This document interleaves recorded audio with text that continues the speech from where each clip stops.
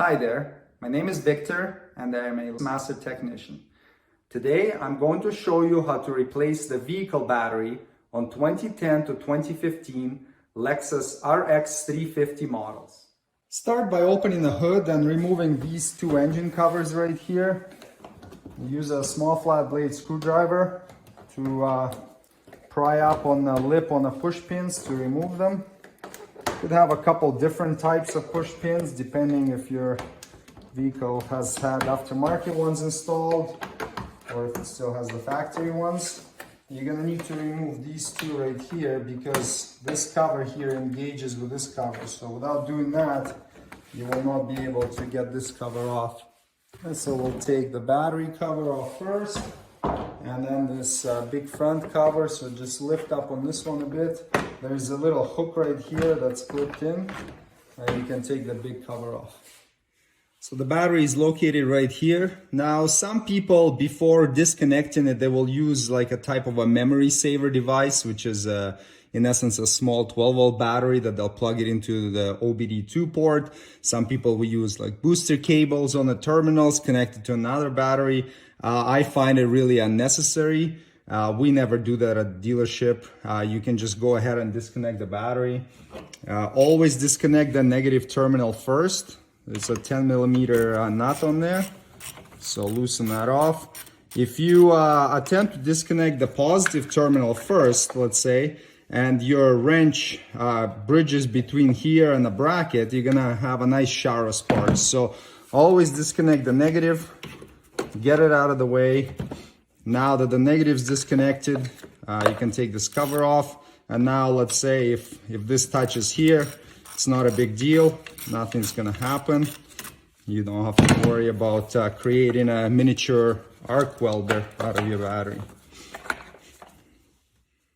Okay, now both terminals are disconnected. You can just kind of get them out of the way a little bit so they don't interfere with the battery removal. And then you can go ahead and loosen this nut here. It's another 10mm nut as well.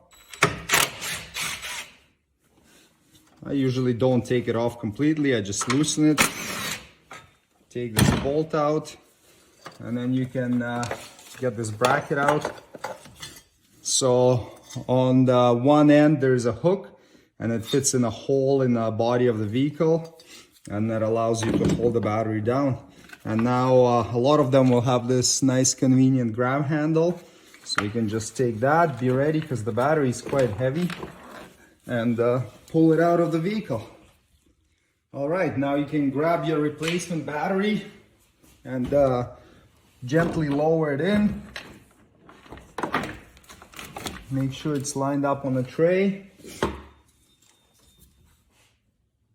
Then grab the bracket with a hook.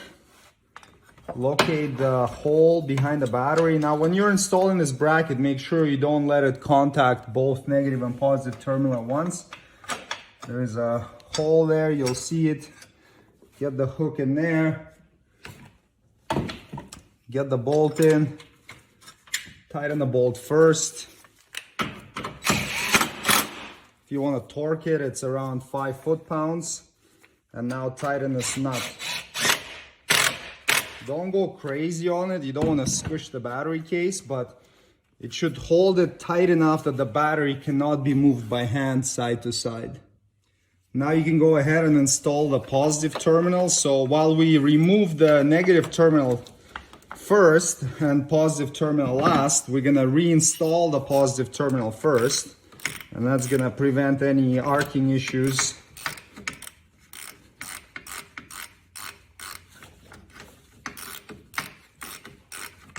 Well, looks like my wrench won't fit here. I'll grab a smaller ratchet.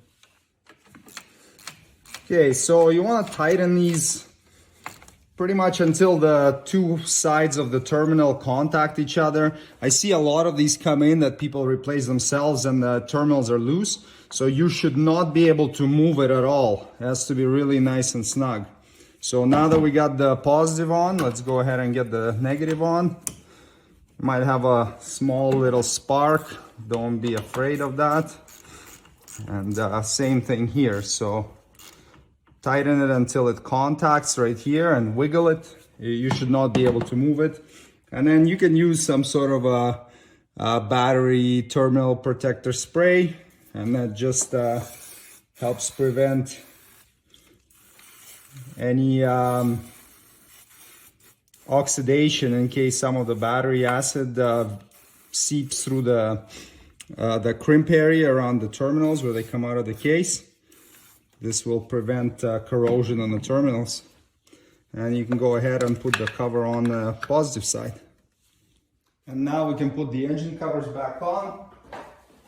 We'll just need to lift this one up a little bit, slide the big one under it to make sure the hook is engaged. And then this cover here, it's got the tab that engages into the slot on the cowl there, and reinstall the push pins. So after this, we'll go ahead and start the car. Be aware that the very first time you start it after replacing the battery, it may shut off. That's totally normal, and it's not cause for any alarm. And also there may be a couple of things that need to be reinitialized. Now if you use that memory saver, you probably won't have to do this because we don't use it here. The only two things on this car that I've seen is the rear hatch motor needs to be initialized, and that's very easy to do just by opening and closing the rear hatch manually. And also very rare, but sometimes the steering angle sensor needs to be initialized, and all you do is you start the car and then you turn the steering wheel all the way left and all the way right, and then that's going to be done. So let's go ahead and fire it up and see if it stalls on us.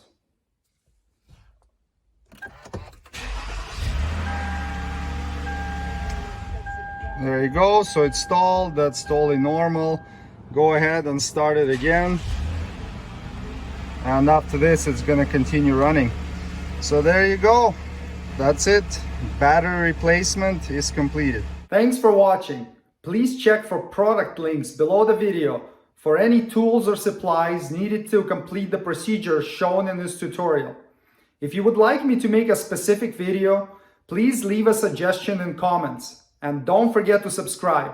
See you next time. Cheers!